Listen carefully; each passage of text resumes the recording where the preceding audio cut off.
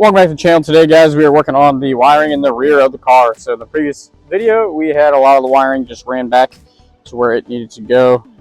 General location to the car. So as you can see, we went ahead and got everything that's going to be in the trunk. We have that kind of spooled up over here and just kind of sitting. I got a lot of other stuff here that kind of in the way, but you can see we followed kind of the factory location. We have all of the left and right turn signals. I believe the dome lights in there. We have the turn signals, brake lights, driving lights, reverse lights, all that for the left and right side. And then we have stuff for like the fuel pump, the fuel pressure sending unit, fuel level sending unit. And everything that's going to be in the back of the trunk is going to go right there. We have that loomed up really nice so you guys can see. So what does that mean? Well, moving forward, we got to figure out how to wire up these tail lights. So I figured this would probably be the easiest section to start with the tail lights and how they work. So I pulled some wiring diagrams online and it doesn't 100% make sense, but I do say we do have it figured out now. Hopefully my fan isn't killing the audio over there. So let me go ahead and show you guys what we got. So I have the LED. I'm sure you guys can see that in the yeah. I have the LED like sequential taillights. That's what I wanted. So the way that works is you have your LED sequential taillight, and it has 3 wires, and it basically goes into the, this LED. It has its own housing, everything like that, and that's what gives you power. So we have our power, our grounds, and then this white wire here, I believe, is for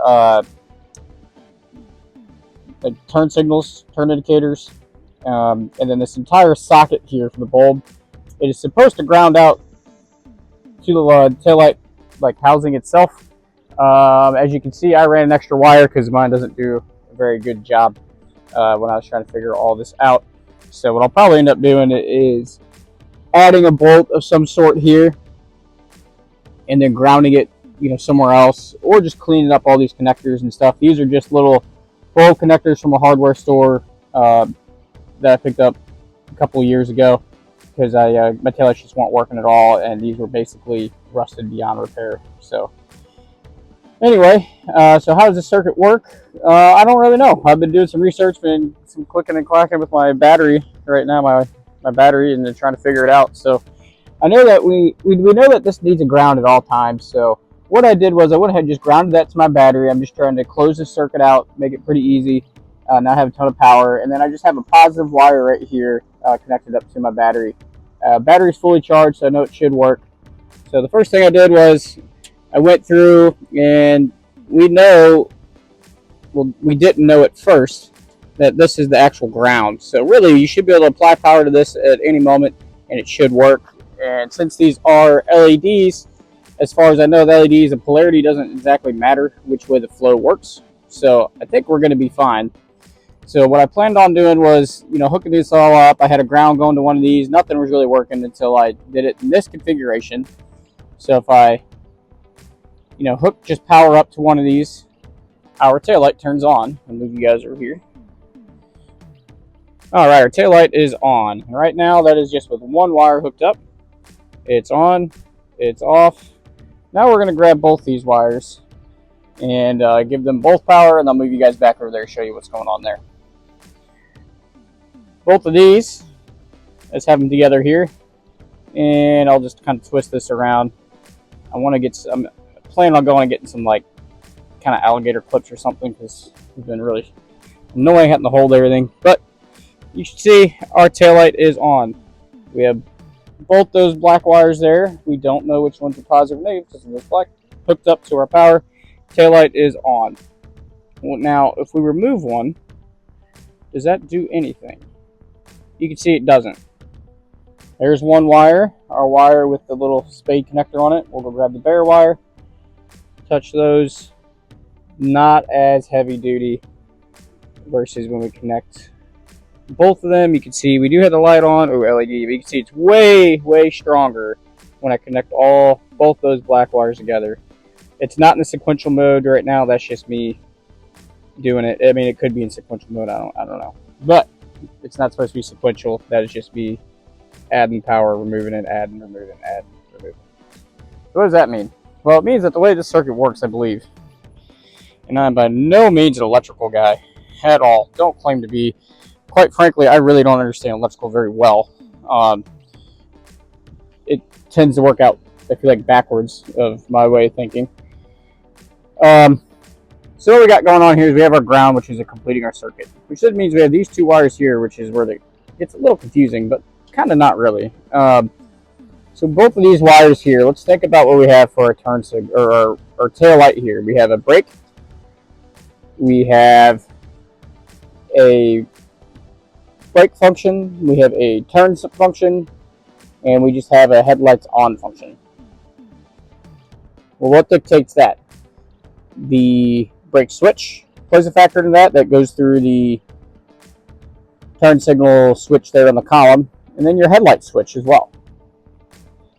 So what are those things doing? I think that the way this works is each one of those components, turn signal switch, harness, or the headlight switch, sends power, through all the way back, and I think it sends slightly different voltage of power to each one of these. So what that means is, hey, if you turn on your headlights, okay, when you turn on our headlights, that means we have power from our turn signal switch and this guy. Now, whenever we hit our turn signal, I think that's either grounding out or sending more power back to one of these, which is how come it starts flashing. And there's a whole bulb in there, a little resistor. I think it's a resistor. I can't exactly, a little flasher thing. And same with the headlight. That's kind of how that works. That's about as in detail as I could go, because I honestly don't quite understand it. So that's just my backyard science understanding of how that stuff works. Again, not an electrical guy. Don't claim to be. Very, very, very, very weak in terms of understanding electrical and how that works. But regardless, that's what I think is going on here. So, all that being said, I don't think it matters what wires we splice our power to. Because as long as this is getting power, that's all going to be controlled up at the front of the car. How much power and everything is getting sent to these to activate in the manner in which they're supposed to be, in terms of being either the turn indicator, blinker, whatever, or just running light. And then obviously that brake switch, I think, overrides both of those somehow. And that's when you hit the brakes, regardless of what's going on, it comes on. And that's my understanding of it. I don't really know. So that's how we're going to wire these up. We are going to, I don't have time specifically right now, but in the next clip, to go help my brother do some installation over at his house. But in the next clip, what we're going to do is, just our prop rod there, is we're going to go through and we are going to clean up the entire trunk portion for the wiring. So what I did was, with these quarters, I actually have this really nice little pieces of metal up in here that you can bend. You can see how they'll just hold that in place for this entire loom, which is what we're going to do. We're going to continue using the factory location. There's a couple different spots. That one's broken off. And okay, so we got one over here, and that's it. So we got one right here, none anywhere else. They're kind of broken. We got one way over here in this corner that we can use, kind of route this up. So I think it goes down instead of up. At least for our purposes, that's how we're going to do it. And that's up out of the way enough. I need to add probably something up and over here. Yeah, looks like there was another clip right in here that could kind of hold that up and out of the way. But you can see we got pretty good clearance in terms of getting everything up and out of the way. So what we'll do at that point, guys, is we're going to go through, we're going to separate these. I already have them bundled up into the rear of the vehicle. We have ones that are going to be going to the fuel pump, and then we have the actual lights themselves. So we have like a left backup light, left tail light. So these ones are the left side, and electrical fuel pump, fuel gauge, third brake light, which we're not going to use. We don't have a third brake light. What's that? Left rear turn. Oh yeah, okay. So what we'll do is we'll have to unbundle this a little bit, put all of our left-hand wires over here on the driver's side and all our right-hand wires on the passenger side. We'll relume some of it, and we'll just kind of hook things up. It is good to know that really it doesn't matter for the taillights, which goes where. And then one of the other things we're going to do is we'll hook up all of our power for the fuel level sending unit, which I have been using my trunk as a whole bunch of storage. So let me get a couple tools out of the way here.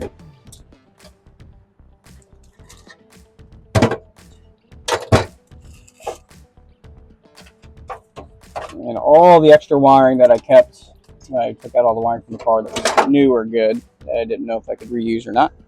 So we'll have all of our left-hand taillight stuff over here, and I'm probably just going to loop it down, something kind of like that. I think that would look okay. Kind of keep it nice and hidden, out of the way. Again, I want to make this more of a driver quality car, so I'm actually going to be using the trunk and stuff. Then all of our fuel level sending units, fuel level fuel pump and all that, we're going to route that up through here on these tabs, and then I'll probably go underneath the trunk latch mechanism and run that wire down through the trunk latch mechanism somewhere. Might even poke a hole in it, in this brace. That way we can keep all of our wires. Actually, I think it'd look better on this side just a little bit. We can run all of our wires directly where they need to go for the fuel pump and then the fuel level sending unit. And then all we're going to do over here is just run our right hand ones, and that should be easy enough and good to go. We won't run our backup lights because I don't have any. So it is what it is for now. But we'll make some nice connectors. I will probably go by and try and get some of these new sockets. I'll see what they cost over at the hardware store. See if I can find some new ones that are a little bit nicer quality than these. They work, I guess. I need to get in there and clean out all that rust. I don't know if you guys can see down on this one, which looks like you can just do that and clean it all out. So I'll probably end up doing that, cleaning up all the rust. I've been using my little welding cleanup wire brush on everything in terms of like the barrel of this guy and everything, just to clean everything up, even these little two terminals here. Just try and make sure everything, really, really good connectors in general. Giving away a lot, as you guys can see in the trunk, some of the parts and stuff we have in the future. But I think the trunk's going to be the easiest and a big win. One, because there's really only, those two components there for the fuel pump and the fuel level sending unit. Should be rather easy to go and get hooked up. We're going to make a nice ground, which I'm going to follow the factory grounding location on that brace right there. I do have a bus bar coming in. I might even add a bus bar back here for extra grounds. Haven't decided that yet. So we got those two, and then the taillights at that point are just wiring in, our wires and hoping that all works. Luckily, our wires from that harness are all labeled, so it should be rather easy once we troubleshoot, once we get the car actually on and everything. Some of the other things we're going to be doing, hopefully in this video, is I want to get kind of the trunk electrical all done. So one of the things I also want to do is hopefully I don't have an Optima red top battery. That's what this is made for, is an Optima. But at least get my battery that I have, which is this kind of junky Duralast one, which has been fine, I guess. Get that one up mounted and, get that permanently mounted, get this tray done where it's going to be, and get all the associated kind of wiring done back here. So I need to add like a big battery ground, and I'm going to run that power wire all the way up to the front of the car, and then I'm going to add in a 250 volt cutoff kind of switch back here that, if you ever want to do anything with the truck, you can just, cut power to your battery and everything, so you have any phantom draws or anything. So that will be the plan for the back of the trunk. Later on, we'll do way more back here.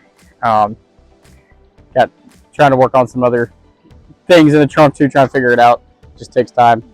And that'll probably be it for this video, just focusing really in on the trunk. I want to give good examples. Unfortunately, I'm not really going to be able to test them all fully operational yet, just given the nature. I got to do the rest of the car.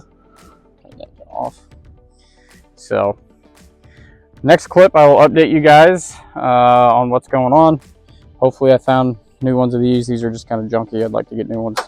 Might even use those ones for now, and then potentially order newer, nicer ones offline. But especially this one here, it just does not fit very well into the driver's side bucket.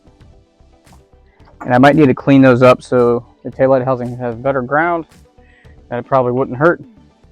So we'll get that figured out and update you guys then. For connection wise, I think I'm going to use spade connectors. And the reason I think I'm going to use spade connectors is being able to remove these. So if I ever got to change out a light bulb or something, I mean, it should be pretty easy instead of being hardwired.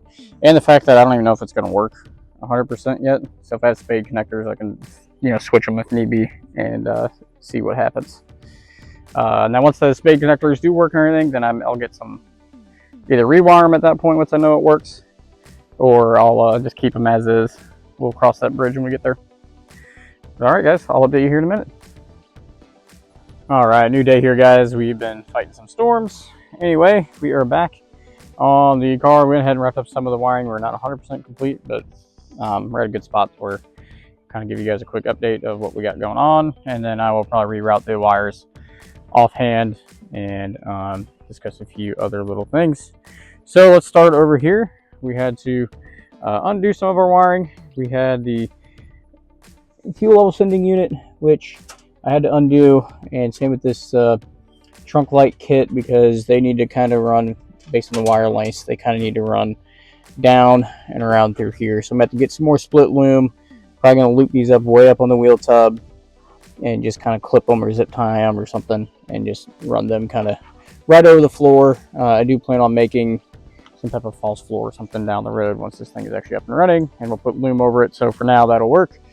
We have our fuel level sending unit right there, and then we just got to put, I'm assuming this one's going to be a ground. I'm going to double check the directions, but I'm planning on running this ground and the fuel pump ground, which is right here, together, and I'm going to run those along the tank up to over here and then around to our factory mounting location right here for our grounds.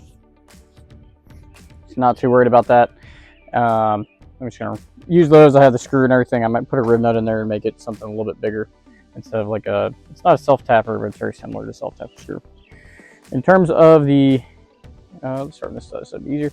In terms of the taillights, it took a little bit of work because my taillight bulbs only have 2 outputs, but I got 3 wires. Luckily for us, our new wiring harness only has 2 wires, so made it pretty easy. Which we have one that says tail park, and then the other one that says turn. So those are only 2 wires that we had for each taillight, so we went ahead and just spliced those in with some butt connectors. And yes, I know this side looks funny. I ran out of heat shrink tube, but and I don't have any split loom left either. I use these though from, I think these are from Harbor Freight or Amazon, I don't remember. But basically, whenever you heat these up, they shrink on there, and there's almost like a little glue in there. So really, you don't need heat shrink on these. I just like to add them, but I ran out for this side. Tried cutting the last little piece I had in half, and you can see it didn't work out too well. It's just too small. So not a big deal. We gotta get some lube on that. Yes, I'm leaving my wires pretty freaking long. I'm doing my best here in terms of wiring, but I want to leave myself plenty of room in case I'm wrong, which I think I'm going to be wrong on a lot of it. I'm going to give it my best shot, as you guys can see, and I think we're putting a good foot forward. But I imagine I'm going to have things wrong, and I'm going to have to go back and cut a couple more inches off. Well, if you start, you mess up 2 or 3 times on just those, you can easily lose 6 inches or so off that. So leaving a ton of extra. I plan on just kind of coiling that up and tucking up underneath the little tabs that are here to hold that, and I'll just kind of coil it up on top of the taillight housing. So not a big deal. You really won't see it. I'm gonna do that for both sides. This kit comes with the reverse lights and the license plate lights. I don't have either, so I'm just gonna coil those up out of the way for now. And same with the third brake light, which is right here, this orange one. I'm just gonna make sure that this is electrical taped on the end. That way it's nicely terminated. Add it to the wiring, call it good. These are just for the left-hand side. We did the same thing, a left turn, left brake, or left park, left rear parking, left tail park, and left rear turn. Left those nice and long. I'm gonna have to just split loom those up and I will probably do the same thing in terms of just kind of coiling them up, putting them up over here, probably up underneath these tabs here, just to make it kind of nice and out of the way. And then we got our fuel pump guy down here, so I need to add the ground like I mentioned. This one is good to go. I had to get this heat shrink on there real quick. Just got to throw a heat gun on that and get that connected. Once that's connected, I'm going to loom that and the two grounds all together up through here, and then essentially the trunk should be done for now. With that though, guys, I am on split loom, and I know I didn't do a ton on this one because it's just kind of wiring, trying to figure things out, just running wires, getting stuff situated. So not a very fun one, the wiring, but I do hope that it'll shed some light. Hopefully we are correct in terms of these taillights, because I reading around online, nobody really had any videos, especially because most of these have 3 wires, but you only have a 2 plug. So 2 plug like socket, bulb socket. So looks like a lot of times you'll put the brake light and the like turn light together, and usually just keep the turn signal on its own, and that's all controlled up on the turn signal switch and everything. Off camera, I'm just going to coil these things up. Might run to the store and see if they have any split loom. Last time I did, they didn't have any, so I might just have to wait, order some off Amazon, get going, clean up all these wires, get them all tucked up nice and neat underneath the little like metal clips under here, and that should be about it. You know, check all our connections. I went through with my Dremel, cleaned out all the bulb sockets, cleaned out all the connectors, sanded everything down just to make sure we have, you know, really good connections. If you guys remember, this side taillight worked, that side never did, and then they were always on at all times, so like weird things happening, but you know, it is what it is. I figure that out up at the front of the car, probably the brake light switch. But yeah, that's it. I mean, quick and easy, down and dirty one. Made a lot of progress, really, getting all the wires and everything back here. Next video, I'll probably start working on what I'm going to do with the trunk. Either I haven't decided, waiting on my battery to come in. Haven't bought it yet, need to. But got my battery relocation kit, and I have some stuff for that I'm going to be doing that I may need to either start on that, or I might move up to the front of the car to get all of the wires and everything figured out. For up here, I have a lot of cool little things I'm planning on doing. We made a lot of progress up here, but that'll be a different video as well. I can tell you, I'm tired of doing wiring, and I'm not very good at it. So, all right, guys, as always, leave any helpful tips, tricks, comments below. Assist others along their Mustang restoration journey. Thank you guys for the support. We're going to keep rocking and rolling here. I'll probably try and break up other things in one video. So I'll break up the battery trunk relocation into one video, and I'll probably break up the front of the car with all the sensors and some of the stuff I'm going to do up there after, you know, aftermarket solutions for some things that I think would be really cool. And a different video, the gauge wiring, and another video, and I'll probably include that one in with the turn signal switch, because the gauge cluster wiring, I honestly am probably not going to do much there at all, mainly because I'd like to go to different gauges down the road anyway, so might just be easier not to, you know, to wait a minute. And the speedometer cable on these are mechanical, so I'll at least have my speedo, and then my Phytech monitors, really the important things like voltage and temperature. So yeah, thanks guys, we'll see you in the next one.